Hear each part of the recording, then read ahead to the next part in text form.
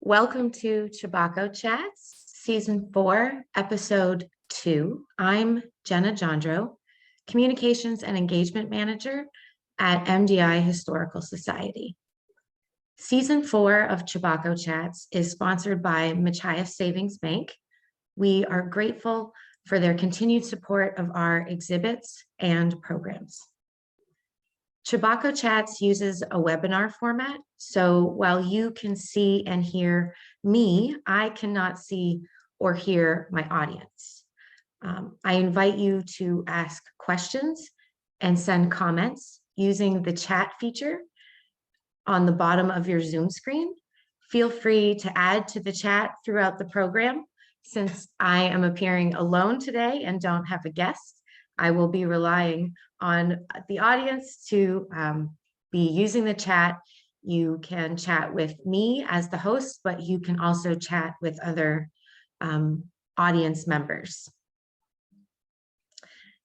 Today, I will be talking about life-saving and the establishment of the Coast Guard on Mount Desert Island. And I thought I'd start by talking about what brought me to that topic for my article in the upcoming edition of Chebacco, which is the Maritime edition.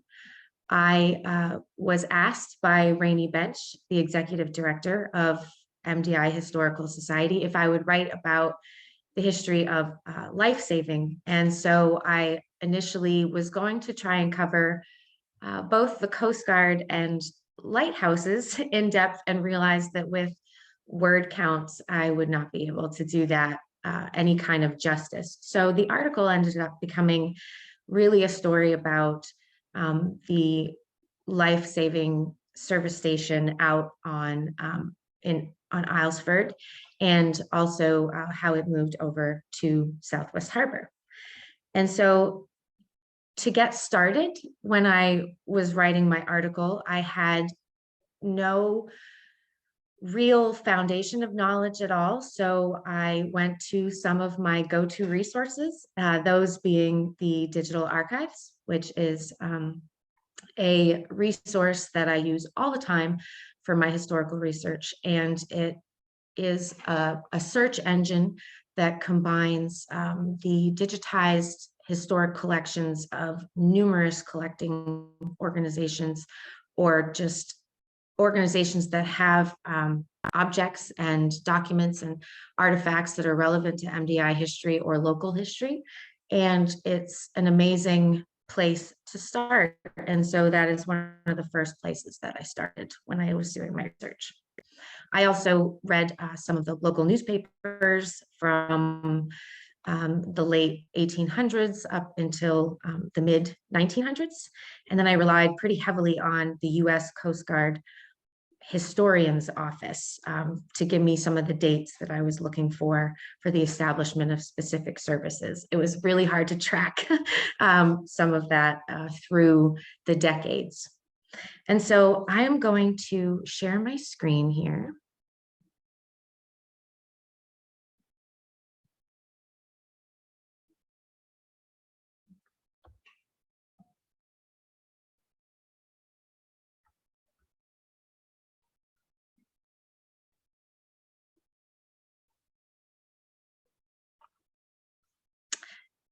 There we are, always ready no matter what.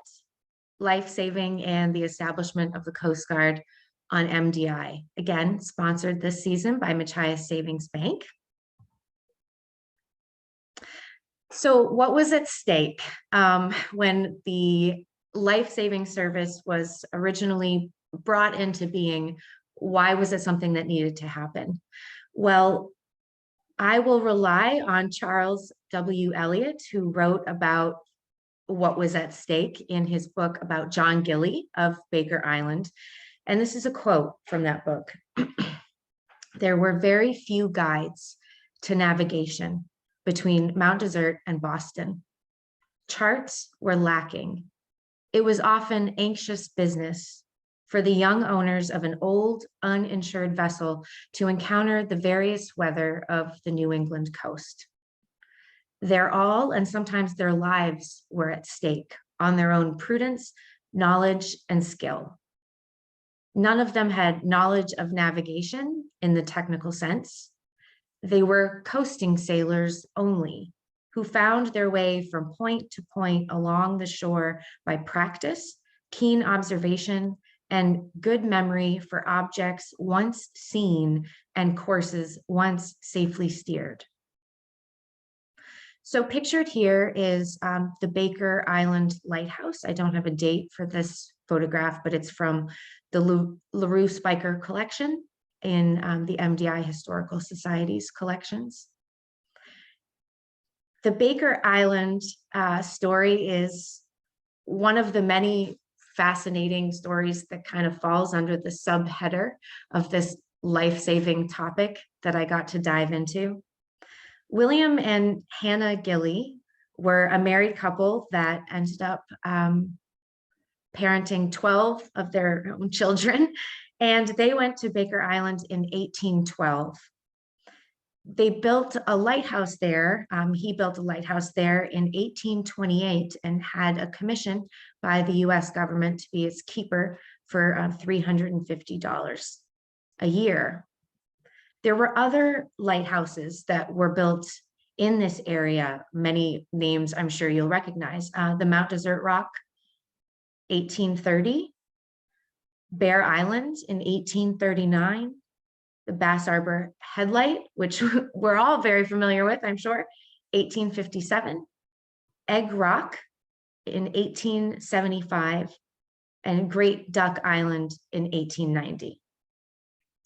So while these lighthouses were helping those that were navigating vessels to safely go from place to place or know where they were not designed to be rescue outfits. And so since so many lives were being lost at sea, in 1848, the US government formed the US Life-Saving Service. And then 30 years later, we have its arrival locally. In 1878, an act of Congress established the region's first life-saving service station on Little Cranberry Island. Here we have the Edward L. Rand map of Mount Desert Island and surrounding islands from 1893. And then I've highlighted with a little white circle where the life-saving service station was located on Little Cranberry. So it's facing kind of out to sea toward Baker Island. Gilbert Hadlock and his brother donated the land to build the station, and Gilbert became its first keeper. Early on, it was mostly natives to the Cranberry Isles that served for the life-saving service. They were able to do this in their off season, and they were able to choose how long they wanted to serve, whether that be for a few weeks, whether that be for a couple of months, whether that be years. So there were mostly men from the Cranberry Isles that were in the life-saving service at this time.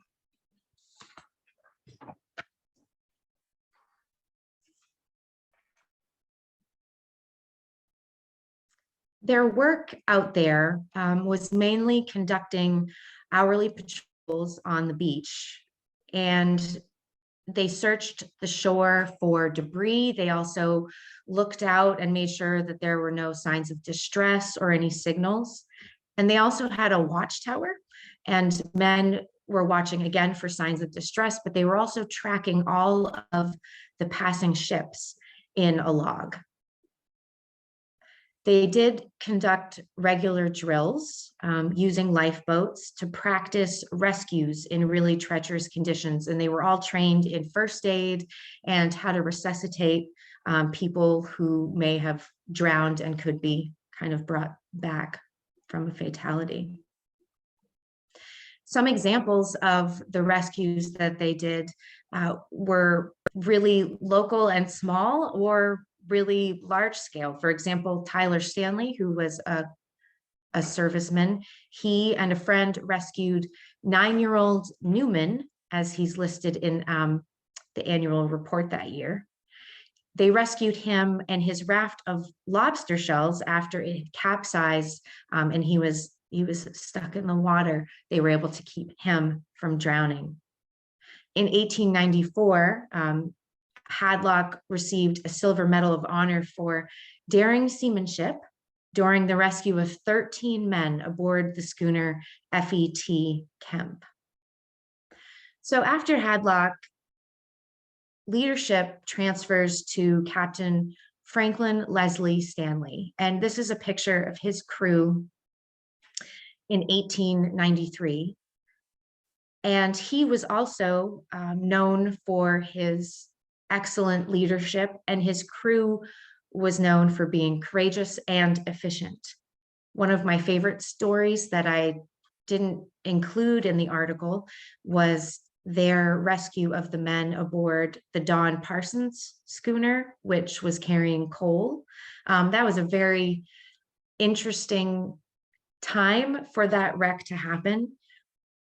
It was a winter where coal was scarce and people were having difficulty heating their homes in the Cranberry Isles, and a schooner wrecked, and massive amounts of coal were deposited onto the shores and salvaged by people, and they were able to heat their homes with this salvaged coal. In 1915, President Woodrow Wilson signed an act that combined the cutter service with the life-saving service to become the Coast Guard. Once it became the Coast Guard, it was not the same when it came to enlistment. Men had to enlist for specific periods of time. They couldn't choose the amount of time that they wanted to enlist.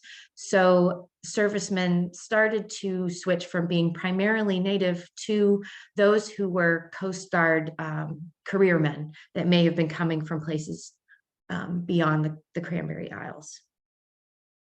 So my research really became about people, some of these great lighthouse keepers, some of these great captains. And then also there was an oral history that I stumbled upon in the Southwest Harbor Public Library's collection by Calvin and Edna Alley.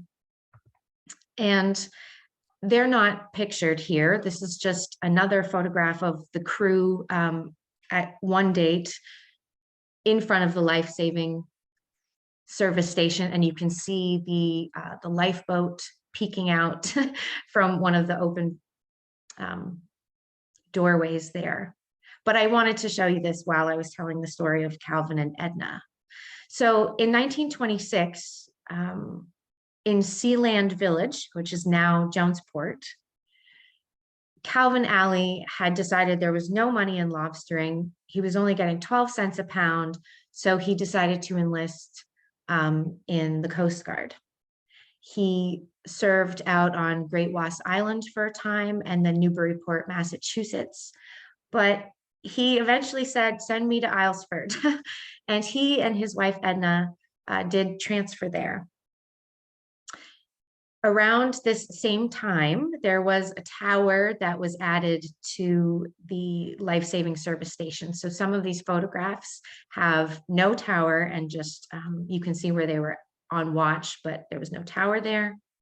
That time it was painted supposedly red and yellow, but then they put up a tower by 1923, and it was in the northwest corner, and everything was painted white at that time. So later photographs will reflect that. So when Edna and Calvin arrived, they lived outside of the life-saving station. The single men lived in the life-saving station, service station.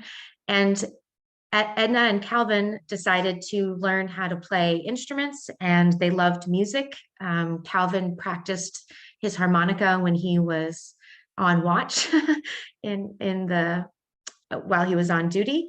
And Edna learned how to play an electric keyboard. And while the men were off duty, they would often go to Edna and Calvin's house and be entertained. They would play cards, they would dance and listen to music. And Edna also was, one of her side jobs was to do their laundry. She laundered by hand their clothing. And at one point she said there were 26 men that were there. So she was laundering all of their clothes. Some great stories emerged from Calvin and Edna Alley's oral history. Calvin described some of the experiences that he had. For example, he was one of the 5 crewmen that transported the Baker Island lighthouse keeper's wife, Anna Muse, who was in labor and needed to be transported quickly to Mount Desert Island to get to a physician. However, Calvin was one of the 5 Coast Guardsmen who helped Annie deliver her child out at open sea near Sutton Island. And he said they took off their life jackets and laid out their coats, and she laid out on them and delivered her child, and she survived. Both mother and child survived, and the daughter was named Prudence. He also told sadder or sad stories. One time he had to tell the parents of a boy that drowned and whom he was unable to resuscitate, that their son had died, and he knew the parents. So a small community was very difficult for Calvin to do that part of his job. So it's available on the Southwest Harbor Library's digital archive. I think it's about 45 minutes long, but you can hear Calvin and Edna talking about their lives while he was in the Coast Guard. And something I noted while I was listening to this a few times was that they have a clock that chimes every 15 minutes, but it's very similar to the sound that podcast audio makes when it's coming in for advertising. And I thought it was the perfect little ditty, and it seemed to be something that matched a contemporary moment, but was from the past. So another story that Calvin had was of how he and some other crewmen helped to bring food to some men that were serving as lookouts on Mount Desert Rock. This is a photograph from the Great Harbor Maritime Museum collection, and it was taken by Lucy Dodge, who was the wife of the lighthouse keeper there. And we have an article in the upcoming edition of Chebacco that features this woman and some of her excellent photographs, where you can see into the lives of some of these keepers and their families. When Calvin Alley was serving, at one point there were 8 men out there that had not been able to get food or supplies due to weather conditions. For many days, they tried for 6 attempts to get food to them. And Calvin had the idea, with background in engineering, to put a rubber gasketed covered on a drum and put food inside and shoot a line and get a drum over food over to the men on Mount Desert Rock, which was successful. And he tells a really great joke about how all the eggs that they sent over arrived a bit scrambled. But it was fantastic to hear these stories from someone's service. Another person that was really crucial to my research, though not pictured here, this is just another photograph from local collection, the Maine Seacoast Mission Collection. This is 1920. Another person that helped me in my research was Emily Phillips Reynolds, who was a business owner in Northeast Harbor in the 1900s and was also a community historian. Emily Reynolds and her husband, Bill Dolliver, built the Pastime Theater in Northeast Harbor in 1913. And then in 1927, she purchased the Harborside Inn. And she herself was a relative of architect Fred Savage. So Emily Reynolds ran the inn and restaurant for many years and then passed the business on to her daughter, who operated it until 1977. Emily had a love of local history. And as a member of the Northeast Harbor Women's Literary Club, she had a platform for presenting some of her historical research. And she decided in 1934 that she wanted to talk about and learn more and talk about the local Coast Guard. And so she went on a trip out there and she complained about the aggravating state of the road, the very rocky road that she had to walk, which had been built by the Coast Guardsmen to get to their station. But once she was there, she spoke with all of them. She spent some time with them in their dining room while they were off duty, checked out the tablecloth that they had and the dishes they were eating on, and also recorded some of the things that they did in their off time. This is a picture of them with some model boats that were made by Ephraim Alley, who's also pictured here. I believe he's all the way on the right. This is from the Islesford Historical Society's collection. Emily talked about how when they were also on duty, they sometimes got up to things that they shouldn't be doing, such as when they were on watch, they would get perhaps a little distracted by maybe a good book. In one episode, she mentions that a man was on watch reading a Diamond Dick novel and didn't hear the keeper coming up the stairs or the ladder, the steps, and his boss grabbed the book and grabbed the chair and smashed the chair, and there's no more chair now in the watchtower. She also wrote down their daily schedule. So you can see that they had a call for all hands at 6:30 a.m., breakfast at 6:45. And she included in her notes what it was like around the station, what it was like in their kitchen, how they were with each other. And she also went into what kind of duties that they had and what the Coast Guard was like on a more national scale.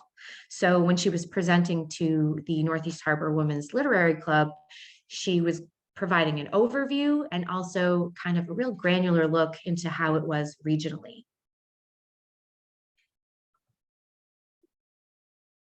Somebody else that emerged in research was Wendell Hadlock.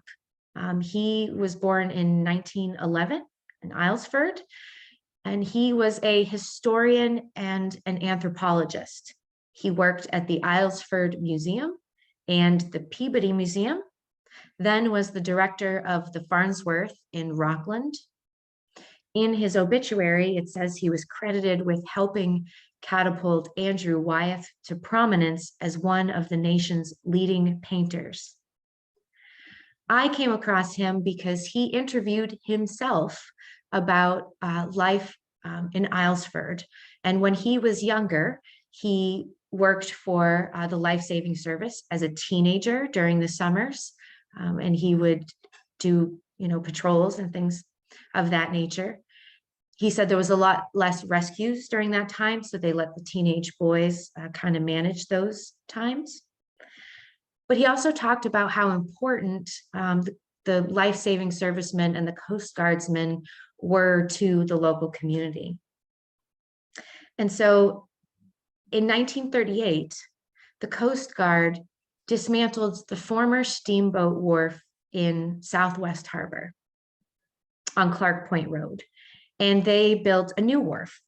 They created a lighthouse depot, and then the Rockland Coast Guard Station moved to Southwest Harbor, consolidating with the lighthouse depot. And the life-saving service station on Islesford was next, consolidating with Southwest Harbor in 1945. Wendell Hadlock wrote, "The supplies of coal and other fuel supplies, the renting of homes by people who were employed in the Coast Guard station, and the necessities of life that they and their families needed from the merchants of the island made a great deal of difference to the island's economy when they were there and later when they were removed." and obviously moving to Southwest Harbor impacted that community's economy as well. Southwest Harbor became the primary Coast Guard facility for Down East Maine. The complex at Clark Point Road continued to expand over the next few decades, with the addition of new barracks for single members, housing complexes for families, and administrative and industrial buildings. So in the article, I was restricted on the amount of words I could use. So I go far more into detail on some of the things that I just talked about, but there's also things I just wasn't able to really bring up at all for the sake of space. I included this photo in the article with a caption that explains the context, but I did want to give more space now to this slice of history. In World War II, the Henry R. Hinckley Company built picket boats for the US Coast Guard, and the picket boats were used for harbor patrol. They had multiple orders for these picket boats. They built a lot of them. So this image shows up in the article, but now I'm going to scroll through some other photographs from this collection that's also at the Southwest Harbor Public Library, and it gives you a picture of how these boats were made.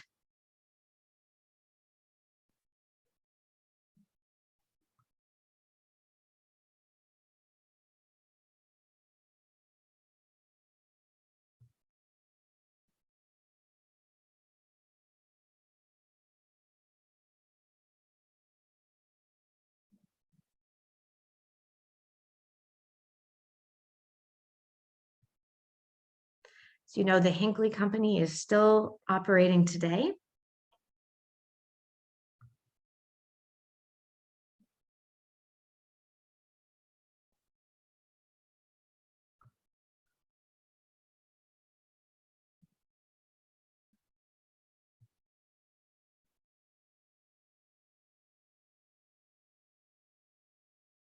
I, of course, wonder what they're talking about.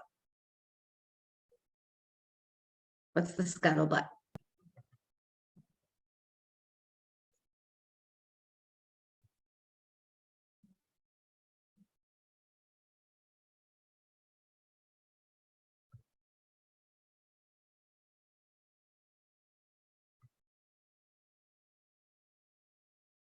I liked seeing this, the walkway in between the different vessels. For all you gearheads out there, I thought I'd include this beast. And then showing one being kind of loaded down into the water. So that was a story that I wasn't really able to include in my article, and I was only able to include one image. So I wanted to kind of give an extra glimpse of that today. I also wanted to talk about Buzzy Beale, who was an oral history that I stumbled across in my research that I wish I could have included, but I almost think I could do a whole other article on Buzzy himself. He was born on Great Cranberry Island in 1920, and he moved off the island when he was 2.5. He went to school in Manset, then Southwest Harbor.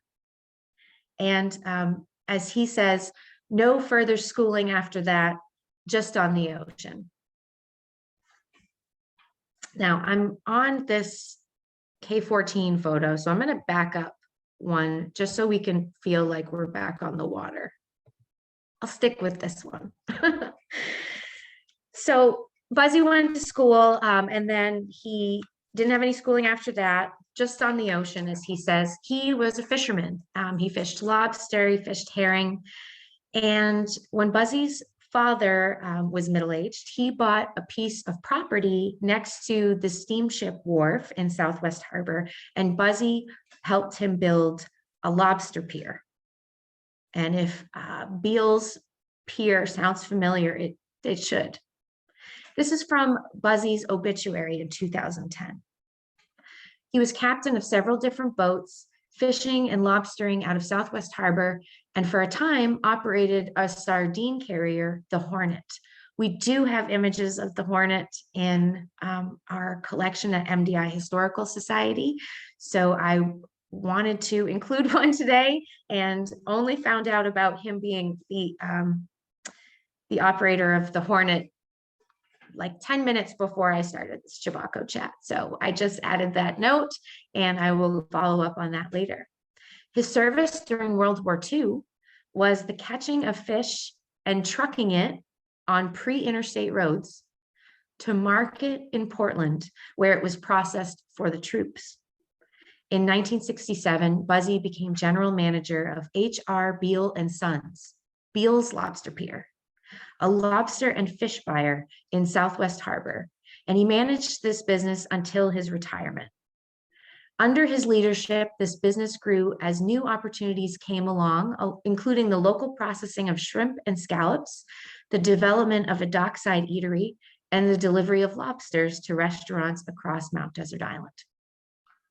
I included Buzzy in this story today because when he was a fisherman, he had a boat out of Bunkers Cove in Islesford, and an event happened in 1944 that impacted Buzzy. There's an excellent story by Earl Brecklin, a 3-part series in the Ellsworth American a little over 10 years ago, in which he talks about the downed airship K-14. This is not the one that was downed locally, but it is an example of what it looks like. On the night of July 2, 1944, the crew of the 251-foot airship K-14 failed to report in as scheduled while looking for a German sub off Mount Desert Rock, 20 miles offshore from MDI. Just a handful of survivors from the crew were found clinging to wreckage the next day. This is quoted also from Earl. Around 2:30 a.m. on July 3rd, officials in Boston contacted headquarters in Bar Harbor to request help in contacting K-14. All ships in the area were asked to be on the lookout for the blimp. At about 4:45 a.m., the Navy patrol craft Patriot spotted a rounded shape through the patchy morning fog just east of Mount Desert Rock. The crew sent a terse message to Bar Harbor. Blimp crashed, 4 survivors. So the U.S. Coast Guard and the Navy went to the tedious process of bringing the wreckage back to shore. They decided to go to Islesford instead of bringing it to MDI because of the publicity, or the security. They didn't want people to know about this. They didn't want to cause panic. They eventually said that this downed airship was caused by pilot error, but there's much speculation and that it was a cover-up and it was actually shot down by German anti-aircraft weaponry from a submarine. And so when they brought it into Bunkers Cove in Islesford, Buzzy Beal talks about having to move out of the cove so that they could bring in the wreckage. They had to haul it up with cables, and they did recover some bodies in the gondola that was attached at the bottom. And 6 people did die in the crash. And the Coast Guard was also responsible for keeping photographers away from the wreck, from keeping spectators from either getting in the way or getting photographs or what have you. So the Coast Guard's slogan is para sempetis, ready no matter what, and always ready no matter what. And obviously with some of the stories I've told so far, downed airships, babies born at sea, capsized kid rafts, and things of such nature, that they were always ready no matter what.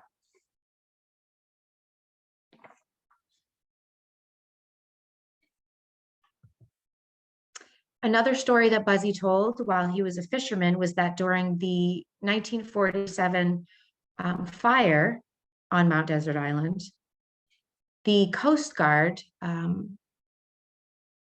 coordinated calling in local fishermen to evacuate people in Bar Harbor off of right from downtown Bar Harbor's piers, because the flames and the smoke were pushing them up against the water. And so the Coast Guard's role at that time was to coordinate all of these lobstermen and other fishermen to bring their boats and load them off. And they brought over 400 people to safety that way. By the time that Buzzy got there, everyone, they had other evacuation methods worked out, and everyone was getting through. They had changed the road and gotten it opened. He says, that was quite a night, I'll tell you. I see those flames coming along that shore there over the breakwater. Boy, goes through a big house, goes through a house just like you'd fire a shotgun, just right through it. Along the shore, the smoke was so thick, you couldn't see a thing. So I'm going to stop sharing my screen now.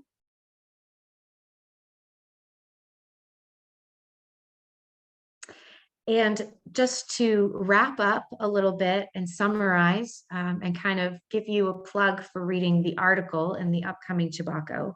As I said, I go into detail about more of Calvin and Edna Alley's life while he was serving on the Coast Guard, and also some of what Emily Reynolds goes into for their lives at the station, and also what the history was of their establishment and moving over to Southwest Harbor in the mid-1940s.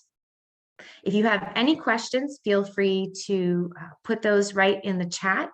We are a little bit past 5 now, so I appreciate you sticking with me. I did my best to squeeze a lot of history into a little bit of time.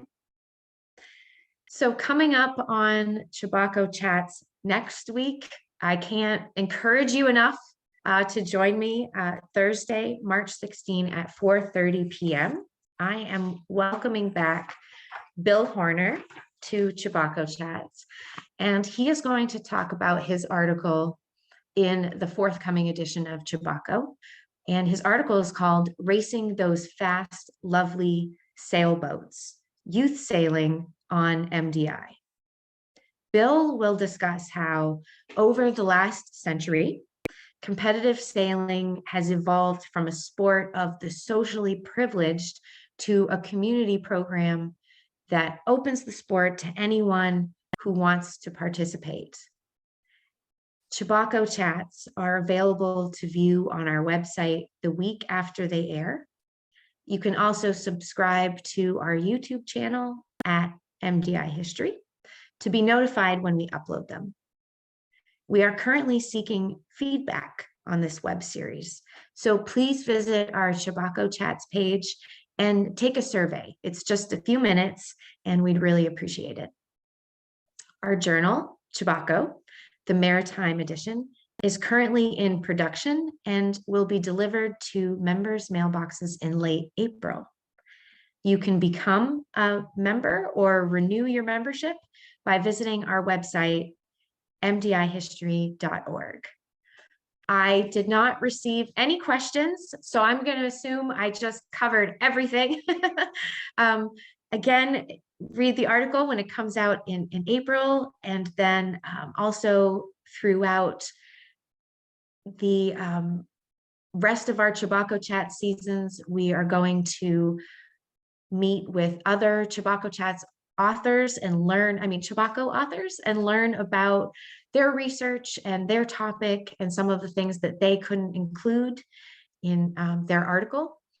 And also we are ushering in National Poetry Month next in April. On April 6th, we'll be welcoming Carl Little, who is a poet, and he will be curating a special selection of MDI poetry for us. So thank you everyone for joining me this evening. I did receive one comment in the chat that says, Lighthouse Digest in Machias covers all over the US. So thank you for including that comment. Everyone go check that out. I appreciate your participation this evening, and everyone have a good night. Take care.